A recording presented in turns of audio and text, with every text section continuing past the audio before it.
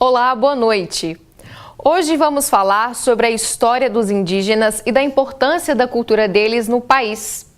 E no cenário atual, quais são as questões que envolvem os direitos dos indígenas? Vamos falar também sobre a demarcação de terras e os efeitos dela no meio ambiente. O Jornal da UF está no ar.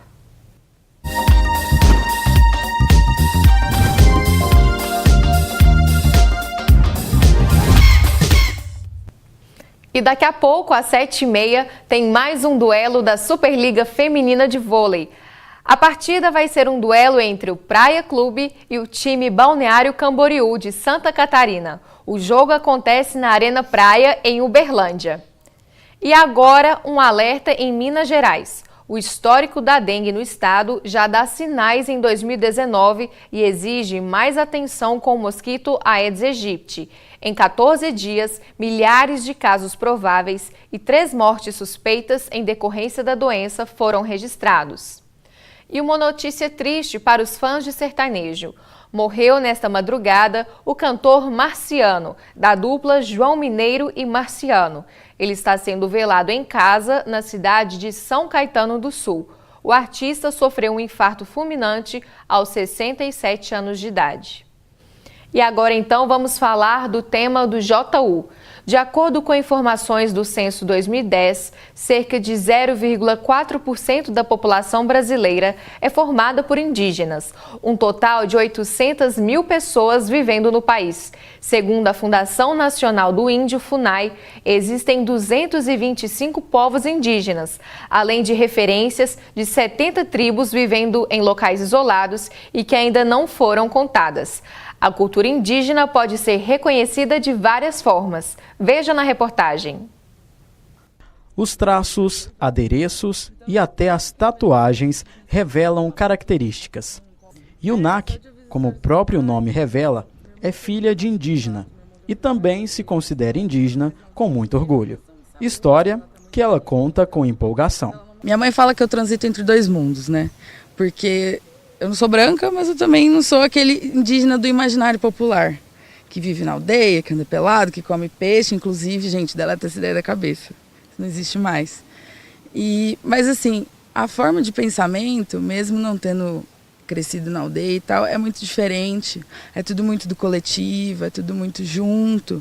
Não é individual, como o pensamento branco às vezes tende a ir, sabe? Sempre ouvindo os relatos da aldeia IPEG, contados pela família, a estudante de Ciências Biológicas da UFO conheceu o lugar onde o pai nasceu há pouco tempo e viu uma realidade de uma cultura que vem perdendo força. Eu acho que falta mostrar um pouco da realidade do que são as coisas, né?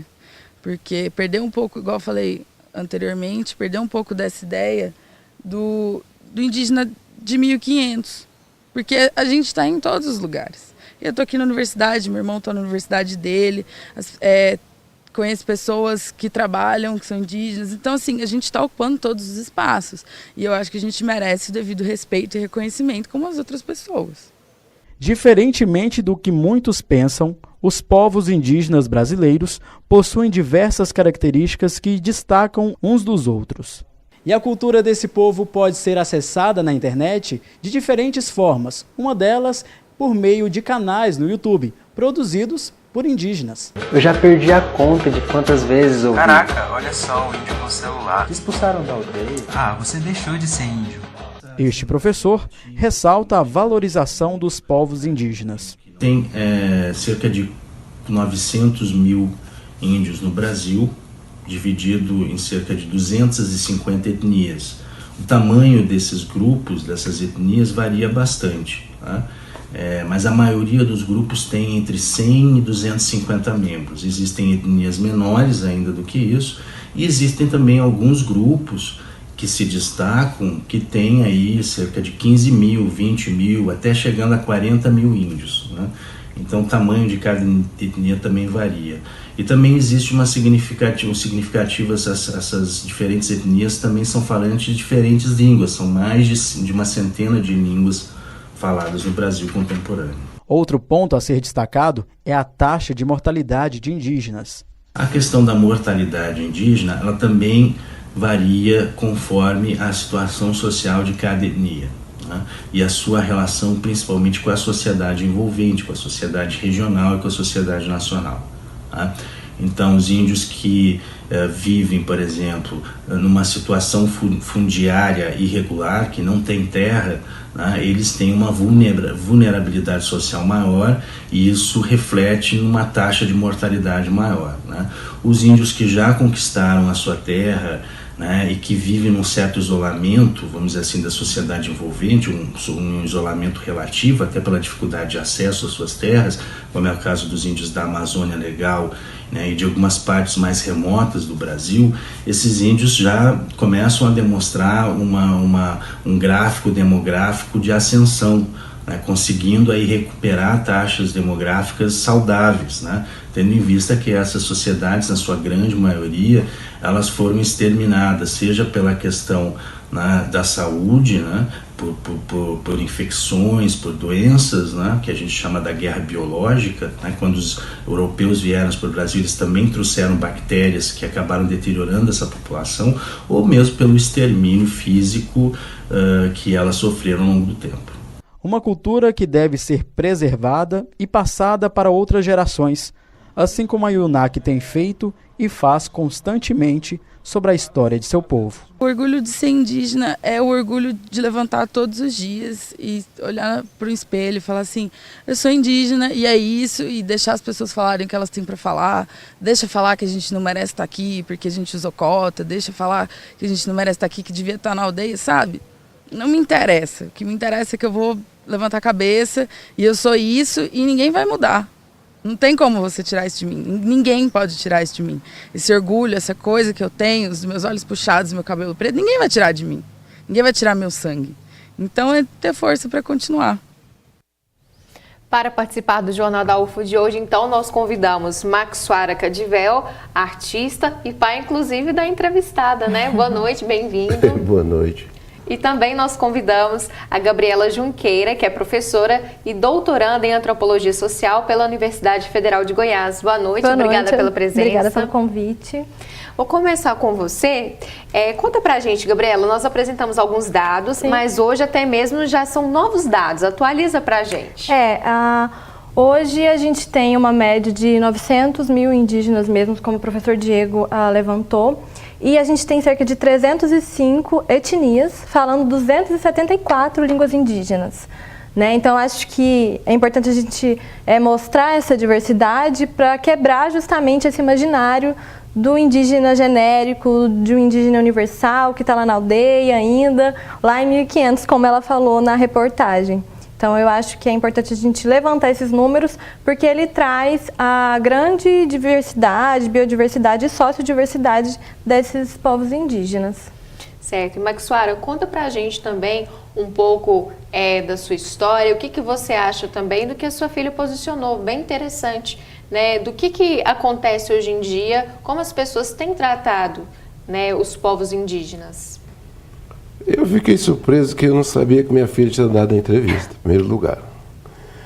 E em segundo lugar, eu acho muito interessante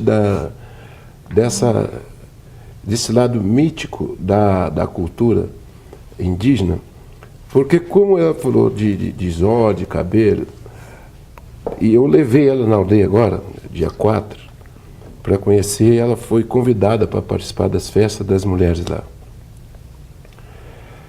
E, assim, a diversidade, tem uma diversidade cultural, a política e a diversidade que as pessoas chamam de racismo.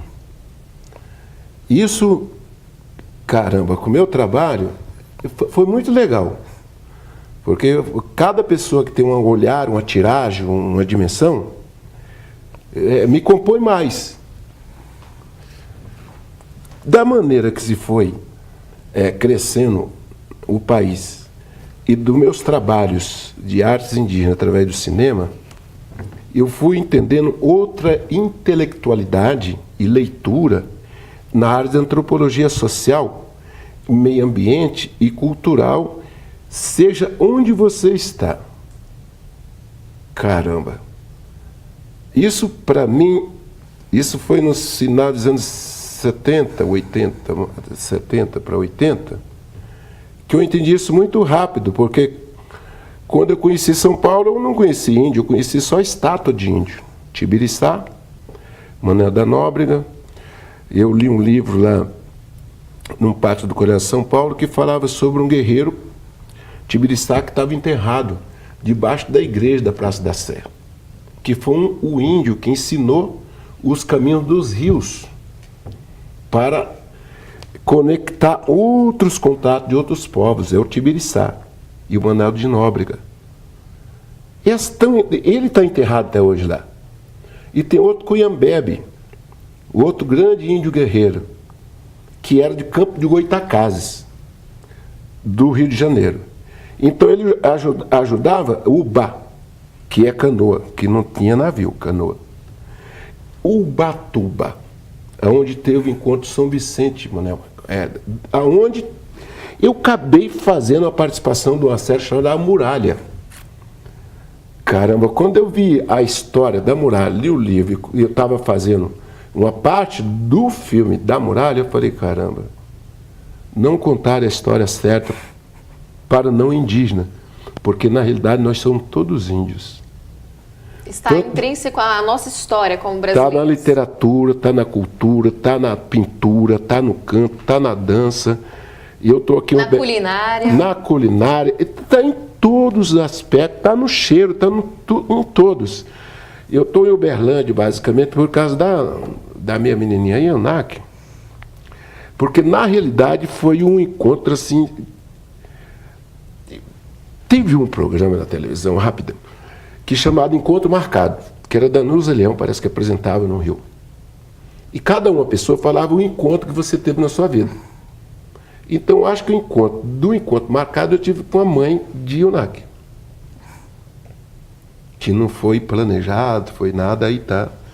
Eu levei ela para a aldeia para conhecer, agora vou retornar dia 19 de abril, porque eu quero apresentar uma cultura dela de danças tradicionais, pinturas e refolgar ela na dimensão do idioma.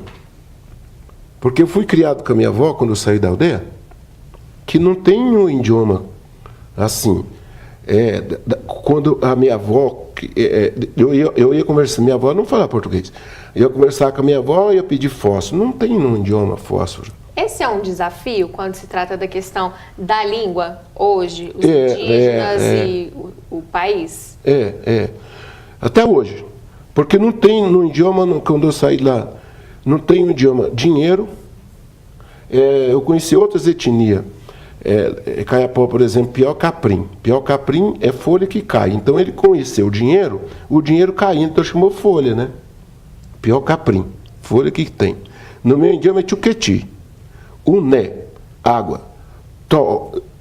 No outro idioma. Então tem diversidade de idioma.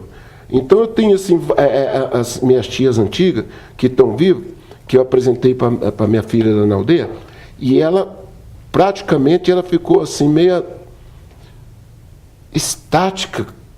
Como que eu vou conhecer isso aí tudo em 1 minuto, 1 mês? Aí, ó, tá vendo? Daqui a pouco, então, a gente continua contando isso aqui não tem no idioma. Sim. Então, enquanto isso, eu vou passar para a Gabriela. Gabriela, essa questão, né, nós estamos conversando, a língua, o idioma e tantas outras questões culturais. Como que elas estão enraizadas na história do povo brasileiro? Eu acho que essa questão da linguagem que você trouxe, Maxara, também é importante, porque eu acho que a linguagem hoje é uma forma de resistência desses povos indígenas, né? Porque quando a gente teve esse encontro, né, ou esse desencontro, como o professor Daniel Munduruku gosta de chamar, entre os indígenas e os portugueses, foi uma das primeiras formas de violência, né? Você não pode mais falar a sua língua, que foi quando se criou o Inhangatu, que era a língua geral. Então, os indígenas não podiam falar, por quê? Os portugueses queriam controlar, né, exercer uma série de violências, e aí na língua que eles não conheciam, isso era muito difícil. Então, eles forçavam os indígenas a não falar essa língua originária e então criar essa língua geral que eles eram forçados a falar. É importante, se a gente pensar num contexto histórico, quando a gente pensa em populações indígenas, existe uma dicotomia, né? Historicamente, existe uma dicotomia que a gente chama de tupi-tapuia, né? Que o tupi seriam os indígenas que estariam localizados no litoral e os tapuia, né, nesse sertão. Os tupi eram quem? Eram os amigos, os aliados. Quem eram os tapuia? Os bárbaros, os selvagens. E, infelizmente, até hoje, essa imagem dos tapuia, né, dos bárbaros, dos selvagens, está no imaginário da sociedade nacional. Enquanto professora, eu posso falar com propriedade que já analisei livros didáticos e conversando com alunos e dando curso para professores do ensino regular, a gente vê que isso ainda está muito presente. Essa ideia do índio selvagem, do índio bárbaro, do índio que comia gente. Por que você acha que ainda está tão presente? Porque eu acho que falta esse espaço de debate. Né? Eu falo que quem ainda tem esse imaginário, na verdade, é um desconhecimento. É porque ainda não conhece, de fato, o que é essa cultura ou essas culturas e histórias indígenas. Né? Porque eu acho importante a gente chamar a atenção a falar isso no plural, porque é uma variedade. Né? Essa questão da língua, da forma de moradia, da forma de alimentação, da forma de rituais de iniciação. Isso altera muito de etnia para etnia. Né? Então, é muito complexo e muito amplo esse estudo. Né? Então, eu acho que esses espaços de debate são importantes por isso, né? Porque eu acho que quanto mais a sociedade ter acesso a esse tipo de informação, nas escolas, na universidade, isso tende a diminuir esse imaginário e a gente, então, vir para a realidade. Porque esse imaginário que ela falou na entrevista não existe mais, né? Esse indígena da aldeia que anda lá pelado, fica caçando, isso é uma coisa que ficou lá em 1500. E qual que é um problema que eu vejo disso? A questão da identidade. Né? A gente pensa uma identidade muito fixa, muito estática, como se as pessoas não pudessem se transformar. Né? Então eu vejo que todo mundo pode se transformar, menos o indígena. Porque o indígena, quando ele está com celular, ou quando ele está na universidade, ou quando ele está num shopping, aí ele deixa de ser indígena. Entendeu? Então eu acho que a gente pensar uma identidade em movimento, uma identidade fluida, isso vai acabando com esse estereótipo e essa imagem genérica desse indígena que ficou em 1500. Certo. Daqui a pouco, então, a gente continua a nossa conversa. Veja como fica o tempo nesse fim de semana.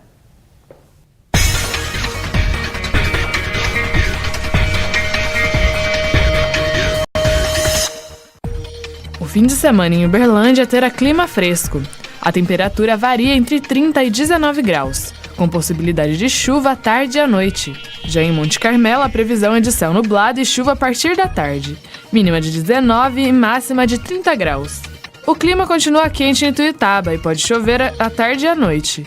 Mínima de 20 e máxima de 34 graus. Em Patos de Minas, o clima do fim de semana fica mais ameno. A temperatura varia entre 16 e 32 graus. Pode chover à tarde e à noite.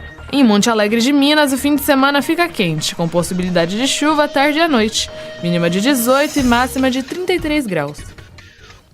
Envie suas dúvidas para a gente, pode ser pelo Facebook, Instagram ou WhatsApp. Anota o número 996397880. Você já sabe o que vai fazer para curtir o fim de semana? Depois do intervalo, tem a programação de eventos aqui da cidade na nossa agenda cultural. Nós voltamos já.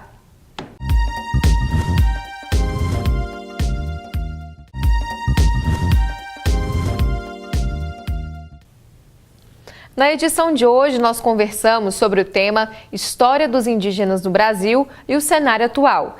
Em Uberlândia, é possível conhecer um pouco mais da cultura indígena no Museu do Índio. Confira as curiosidades do local no vídeo produzido pelo Núcleo de Produção da TV Universitária.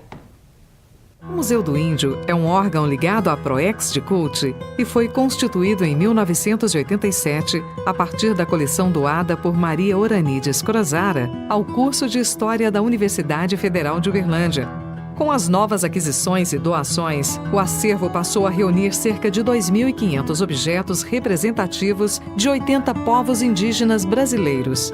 O museu tem desenvolvido pesquisas de campo com diferentes grupos. Estes trabalhos têm resultado em exposições temporárias e publicações. A cada ano, o museu recebe uma média de 13 mil pessoas, a maioria alunos da educação infantil e do ensino fundamental.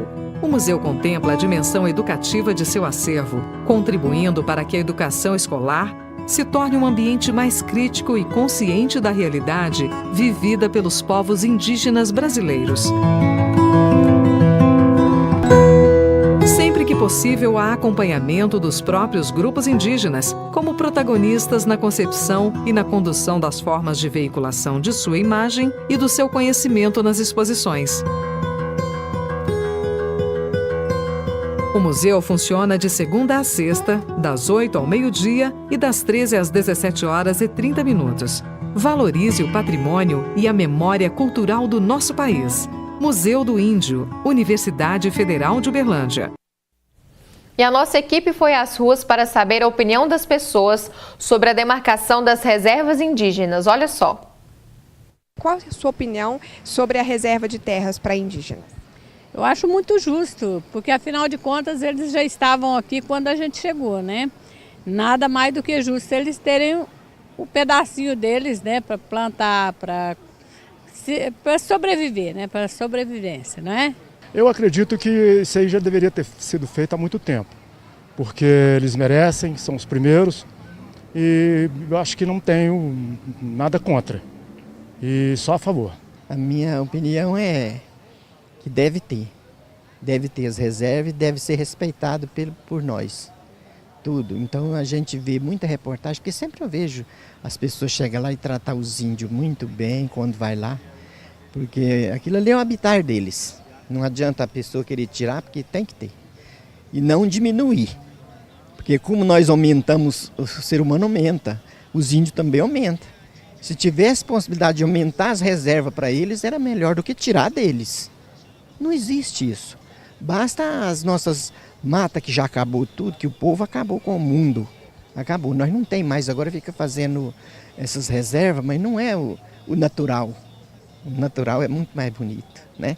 Eu sou de acordo, tem que ter mesmo, porque a verdade é essa, quem é dono disso aqui são eles. Agora não pode ter, é esse exagero. Você vê, tem reserva de índio aí que é maior que um estado pequeno do Nordeste. Para que isso? Outra coisa também que precisa ter fiscalização. Eu acho que não deveria haver. Deveria haver uma só sociedade brasileira, sem reservas. Gabriela, conta pra gente, né? São várias as opiniões, é um assunto que realmente divide opiniões, está em alta no momento, essa questão da demarcação de terras. Qual a sua visão sobre ela? Eu acho que primeiro eu falei um pouco da desinformação, né? Então acho importante a gente trazer uma informação. O indígena hoje ele não tem propriedade da terra, né? É importante deixar isso claro. A terra continua sendo da União. O indígena ele tem usufruto, né? Ele não pode vender. Essa terra continua sendo da União e ele tem esse usufruto permanente. O processo de demarcação de terra indígena hoje ele fica a cargo da FUNAI. E aí se a gente traz isso para a discussão política atual, que eu acho importante. O novo governo fez duas mudanças estruturais que eu acho importante a gente levantar aqui para que todo mundo tenha conhecimento, que primeiro é tirar a FUNAI, que é a Fundação Nacional do Índio, do Ministério da Justiça, né, e colocar a FUNAI nessa pasta recém-criada do Ministério da Mulher, da Família e dos Direitos Humanos, sob responsabilidade da ministra Damares Alves.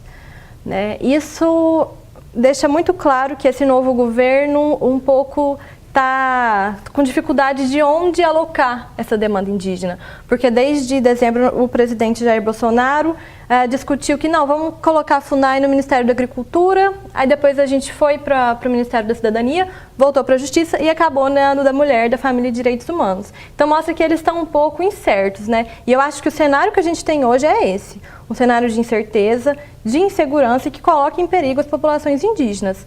A outra mudança que eu acho fundamental a gente chamar a atenção é que antes a FUNAI era responsável por esse processo longo e complexo de demarcação de terras e o presidente Jair Bolsonaro colocou isso agora a cargo do Ministério da Agricultura, né, que está sob responsabilidade da ministra Tereza Cristina, que, né, coincidência ou não, ela sempre foi vista como uma representante dessa bancada ruralista, né? E ela também conhecida como musa do veneno por conta de flexibilizar essa questão dos pesticidas, flexibilizar então esse acesso à terra. né? Então, eu acho que isso pode ser perigoso porque pode gerar um conflito de interesses, né? O Ministério da Agricultura tem um interesse, as populações indígenas têm outro. Como, né, lidar com esse choque de interesses? E por isso que eu acho que no Ministério da Justiça seria o melhor lugar, né, se não criasse, de fato, né, como estava conversando com a Maxuara, um ministério que cuidasse propriamente dessa demanda, porque o Ministério da Justiça até hoje tem sido um pouco mediador desse conflito de interesse entre esse agronegócio e essas populações indígenas. Maxuara, qual é o seu ponto de vista diante de tantas mudanças? Eu acho que é tardio essa questão de mudança da política indigenista e indígena. Tem a diferença. O desmantelamento da FUNAI, que na realidade a FUNAI, ela tem bilhões de reais em cima da questão indígena. É a demarcação de terra que é milhões, na área da saúde, que era a FUNASA, milhões. Então, cada ministério, 6 ministérios cuidavam de assunto indígena. Se você acaba com esses 6 ministérios, cria o Ministério dos Povos Indígenas, o executivo financeiro fica delineado aos povos indígenas.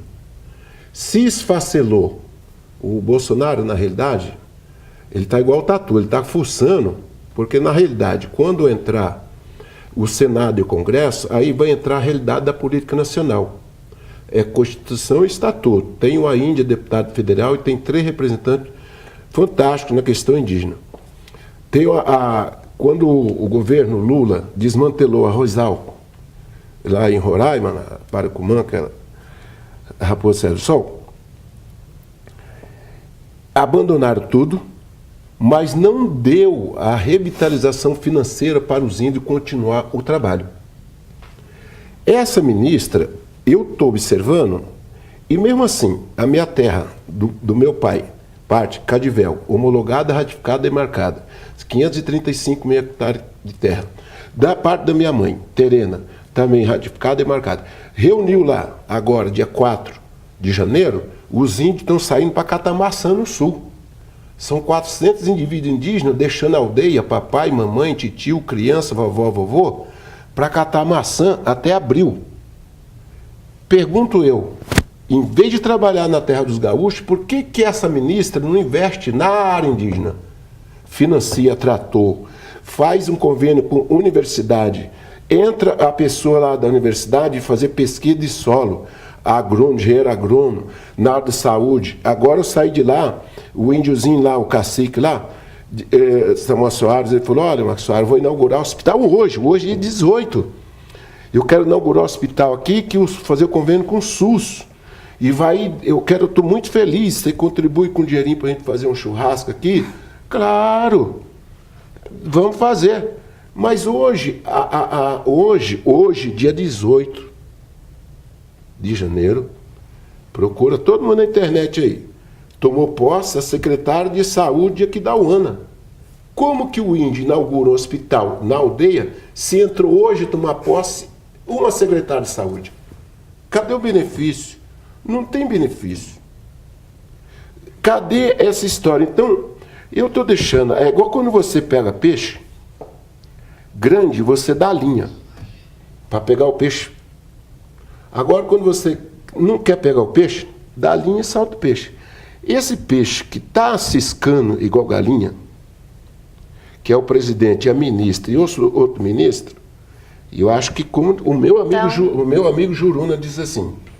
Para a gente encerrar, porque o tempo, infelizmente, está chegando ao fim. O Mário Juruna, deputado federal, disse assim: Jaros passarinho não fala nada. Lá na minha aldeia, quem fala besteira é papagaio. Passarinho não fala besteira. Quando o ministro era ministro, já era passarinho. Assim que está fazendo o pleito desse governo. Vamos acompanhar, então, os desdobramentos das mudanças.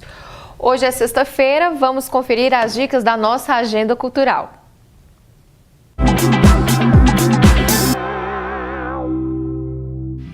Boa noite! Fique por dentro dos eventos culturais que acontecem no fim de semana no Berlandense. Vem conferir essas dicas. Hoje tem Brega Night no Bar Ovelha Negra. A casa abriu às 5 da tarde, mas o show começa só às 9 horas. Ainda dá tempo de conferir. A entrada é gratuita e tem prêmio para os 3 mais bregas da noite. E sábado tem shows de Douglas Oliveira e da banda Fat Zeppelin no Vinil Cultura Bar. A casa abre às 6 da tarde e as apresentações começam às 7 da noite. Amanhã tem também diversão para os fãs da Princesa do Pop. A festa Ressuscita Britney Spears acontece no Clube Belgrano a partir das 11 da noite. A entrada é gratuita para quem confirmar presença no evento do Facebook e entrar na casa até 1 da manhã. E domingo tem vários shows de reggae na Vertical Escalada. As apresentações começam por volta das 4 da tarde e terminam às 10 da noite. E se nesse fim de semana você quer ficar bem tranquilo em casa, confere essas dicas. Whitney Houston, porque ela é o máximo, né? Sempre eterna. Você gosta muito das músicas dela? Amo, de paixão. O nome dela é Jennifer. Gosta dessa música? Sim, é uma música bem agitada, bem legal. Tô assistindo uma série que chama Touch. Eu vejo ela no Netflix. É sobre um menino que ele consegue ver as respostas das dúvidas que ele tem através de números matemáticos. Então, assim, eu como engenheiro acho que é uma coisa que me chama muita atenção. Meio ligado à filosofia também, acho que bastante interessante, vale a pena.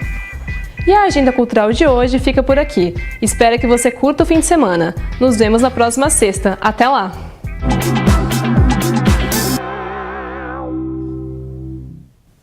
Felizmente, nosso tempo chegou ao fim. Maxuara, quero agradecer a sua participação aqui no Jornal da UFA. Obrigada pela presença.